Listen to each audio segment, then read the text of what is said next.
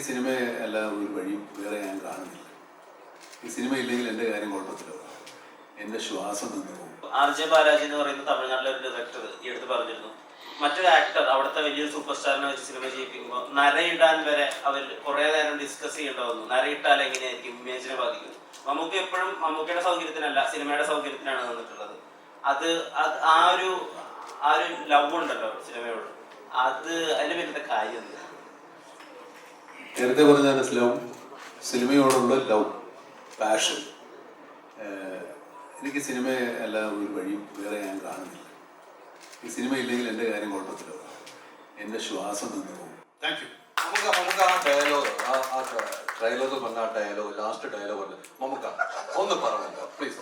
അല്ല നമുക്ക് ആ ഡയലോഗ് ഒരു കാര്യമുണ്ട്, എനിക്ക് വേണ്ടി ഒരു പടം വരച്ച ഒരു കുട്ടി, അത് നമുക്ക് ഈ ഡയലോഗ് എന്തായാലും പറയണം കേട്ടോ. നമുക്ക് ഒരു കുട്ടിയുണ്ട്, ആ കുട്ടിയെ നമുക്ക് വിളിക്കാം. ആ കുട്ടി ആ ഡയലോഗ് ഒന്ന് പറയണം. അല്ല നമുക്ക് ആ ഡയലോഗ് പറയുമ്പോൾ നമുക്ക് പടത്തിലേ പറയുള്ളൂ, എനിക്കറിയാം. അല്ല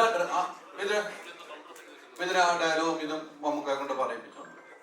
എന്റെ ഡയലോഗ് നമുക്ക് വീണ് കഴിഞ്ഞു. ഞാൻ വീഴുവാണല്ലോ, ഞാൻ വീഴുവാണെങ്കിൽ എൻ്റെ കൂടെ 10-15 പേരും നമുക്ക് ഞങ്ങൾ സിനിമയ്ക്ക് വേണമെങ്കിൽ ഞങ്ങൾ 10-15 പേരുമായിട്ട് സിനിമയ്ക്ക് പോകാൻ തീരുമാനിച്ചിരിക്കുന്നു. എങ്ങനെയുണ്ട്? പൊളിക്കണ്ട നമുക്ക്. വീടരുത് ഒരിക്കലുമില്ല. മുന്നിലിരുന്ന് 10-15 പേരോട് പോകും, ഒരുത്തനും വീടിരുന്ന് എല്ലാവരും നല്ല എനർജി ആയിട്ട് ബൂസ്റ്റായിട്ടിരിക്കും. മമ്മൂക്കയുടെ സ്ക്രിപ്റ്റ് സെലക്ഷനെ കുറിച്ച് പാൻ ഇന്ത്യയിൽ തന്നെ ശ്രദ്ധിക്കപ്പെടുന്ന പല സ്റ്റേറ്റ്മെന്റ്സും പല സെലിബ്രിറ്റീസും പറയുന്നുണ്ട്. ഒരു ക്രിയേറ്റർ എന്ന നിലയിൽ എങ്ങനെയായിരുന്നു ഇതിനെയൊക്കെ നോക്കി കാണുന്നത്, മമ്മൂക്കയുടെ സ്ക്രിപ്റ്റ് സെലക്ഷൻസും കാര്യങ്ങളും?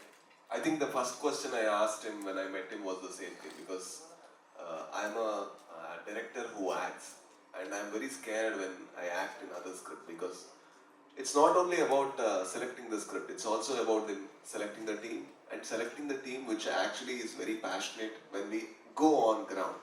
Some people might write it very well, but they may not execute very well. Some might execute very well, they may not promote very well. So these are the stages that cinema has. So how do you select the script is the question that I had. And he said one beautiful thing, that is like, art is risky. I think that's the beauty of art. The moment we want to make it risk-free, then the whole fun is gone. So whenever he chooses a director or a script, he always chooses risk, and in spite of it, he goes. I think that is something like the whole industry, the Indian industry or the world, need to observe and learn.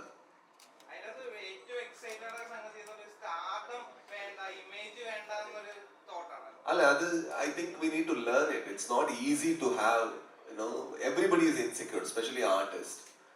To have no insecurities when you select script, and for example, the moment somebody 1,000 people clap, you want 2,000 people to clap.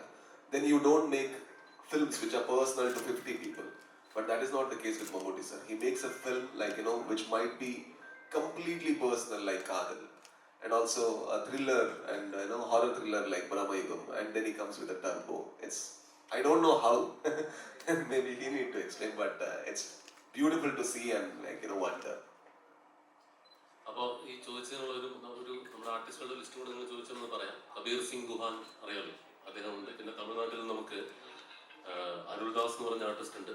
പിന്നെ വസന്ത് രവി ഉണ്ട്, നമോ നാരായണൻ. അങ്ങനെ 80ഓളം പേര് നമുക്ക് പുറത്തുനിന്നുള്ള ചെറുതും വലുതുമായ കഥാപാത്രങ്ങളെ അവതരിപ്പിക്കുന്നുണ്ട്. പിന്നെ ഫീനിക്സ് പ്രഭു അറിയാമല്ലോ, ഷാജി നടുവിൽ, അവരൊക്കെ നമ്മുടെ പോസ്റ്ററിൽ കണ്ട ആളുകളൊക്കെ ടെക്നീഷ്യന്മാരായിട്ടുണ്ട്. പിന്നെ ഈ കാണുന്ന ഞങ്ങളൊക്കെയാണ് ക്യാമറയ്ക്ക് മുന്നിലും പിന്നിലുമായിട്ടുള്ളത്. ഇത്രയും പറഞ്ഞു വന്നെന്ന് ചോദിച്ചിരുന്നെങ്കിൽ ഇത്ര നേരം ഞങ്ങളോട് സഹകരിച്ച എല്ലാവർക്കും നന്ദി അറിയിച്ചുകൊണ്ട്